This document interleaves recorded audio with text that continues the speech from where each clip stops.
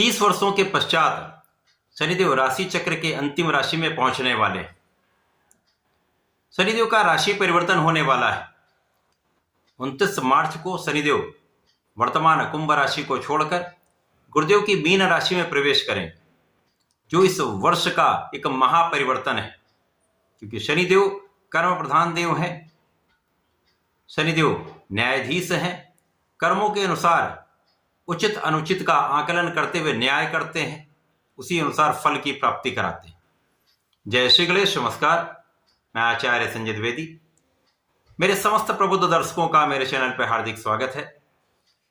प्रिय दर्शकों, आज मैं शनिदेव के महापरिवर्तन प्रभाव को लेकर आपके सम्मुख उपस्थित हूं।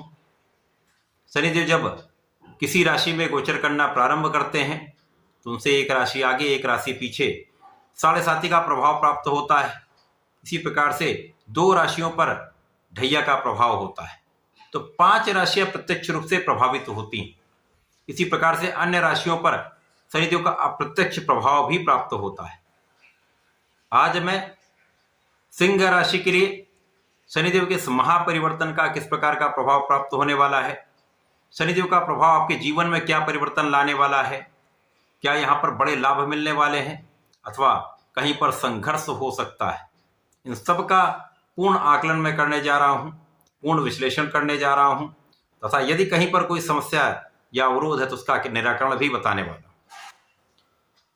सिंह राशि के लिए शनिदेव का ये गोचर आपके अष्टम भाव में प्रारंभ होगा।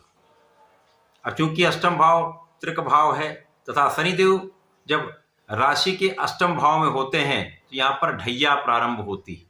जो अष्टम भाव की ढैया अत्यंत संघर्ष वाली होती है, क्योंकि शनिदेव अष्टम भाव में होंगे और शनिदेव का प्रभाव है जिस भाव में होंगे उस भाव को कई गुना बढ़ा देंगे। तो अष्टम भाव अत्यंत प्रबल हो जाएगा।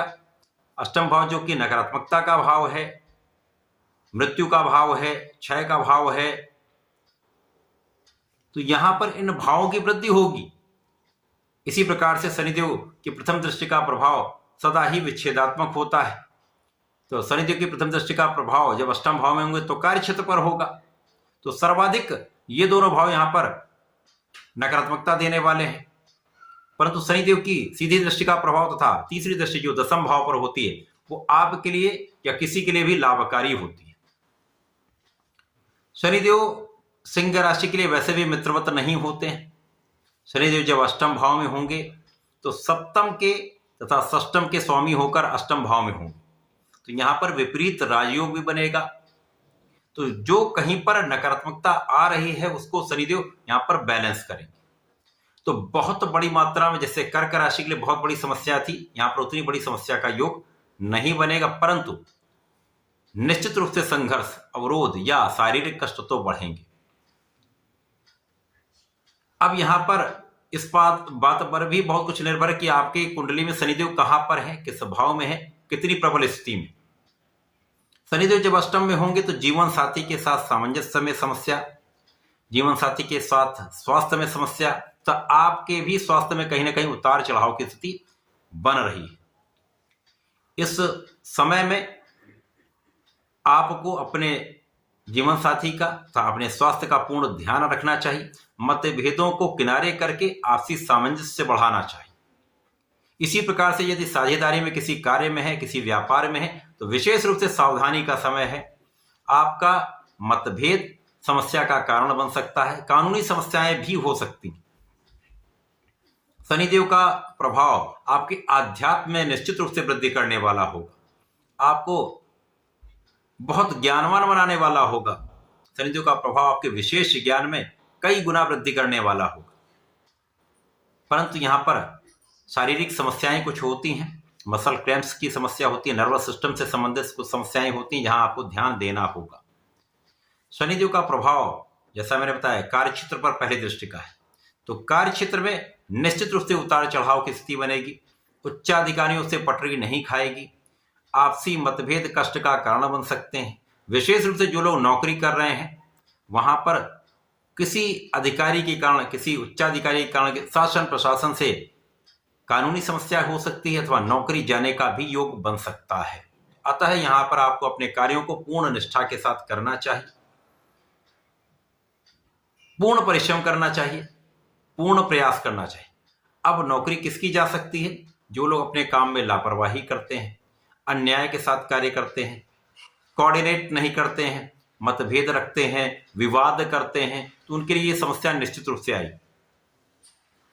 अन्य लोगों के लिए जो व्यापारी बंधु हैं, उनका धन बड़े इन्वेस्टमेंट में कहीं फंस सकता है। अतः बड़े इन्वेस्टमेंट को करने से पहले पूर्ण सलाह ले लें, रिसर्च कर लें, उसके पश्चात कार्य करें। जो लोग प्रोफेशंस में हैं, अपने अपने कार्य क्षेत्र में हैं, वहां पर भी नए अवसरों में बहुत परिश्रम करना पड़ता है, बहुत लगना पड़ता है, तब आपको नया असाइनमेंट मिलता है। तो यहां पर प्रयास करते रहिए, धैर्य रखिए, किसी प्रकार के विवाद से बचिए। लेकिन यहां पर धन का आगमन आपके पास होता रहेगा, यहां किसी प्रकार का कोई संदेह नहीं। तो बहुत बड़ा कोई कष्ट नहीं होगा। शनिदेव 2.5 वर्ष आपके अष्टम भाव में रहेंगे, आपको धार्मिक बनाएंगे, आपके पूजा पाठ में आपका मन लगेगा। तो अपने इष्ट का ध्यान करते रहें, प्रभु के चरणों में अपने आप को समर्पित रखें तथा अपना संपूर्ण प्रयास करते रहें। यहां पर धन आएगा, लेकिन धन को बचाने में समस्या आएगी।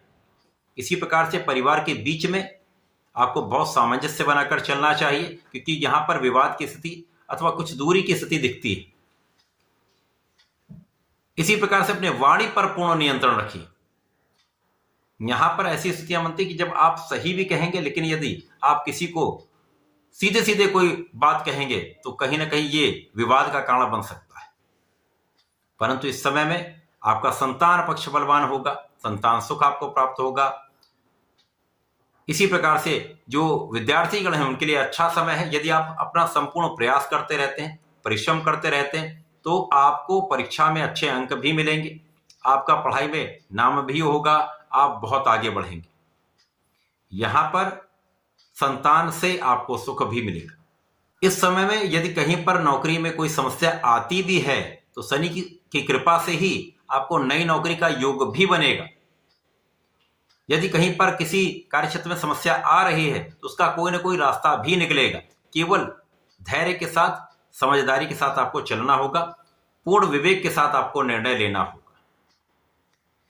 शनिदेव का ये गोचर काल आपके लिए संघर्ष देने वाला है, तो पहले से ही मेंटली प्रिपेयर्ड रहें, धैर्य बनाए रखें, विवेक के साथ रहें तथा अपने प्रयासों को कम ना करें। कभी कभी होता है कार्य नहीं बन पाते हैं, हमारे प्रयास करने के बाद भी प्रतिफल अच्छा नहीं मिलता है, तो उस कार्य को वहीं पर छोड़ देते हैं। ऐसा करने से बचेंगे तो लाभ मिलेगा। इस पूरे समय में आपको नियमित रूप से सूर्यदेव को जल देना चाहिए तथा प्रत्येक शनिवार को भगवान शनिदेव का ओम प्राम प्रीम प्रोम सह शनिश्चराय नमः कम से कम 3 माला का जप प्रारंभ कर दें। यदि आप ऐसा करते हैं तो इस समय का उपयोग आप कर पाएंगे, बहुत कुछ सीखेंगे, जीवन में बहुत प्रगति करेंगे, लाभ होगा। समस्याएं होंगी, परंतु उनसे निकलने का रास्ता भी मिलेगा। तो ऐसा करके इसका लाभ लें। धन्यवाद, नमस्कार।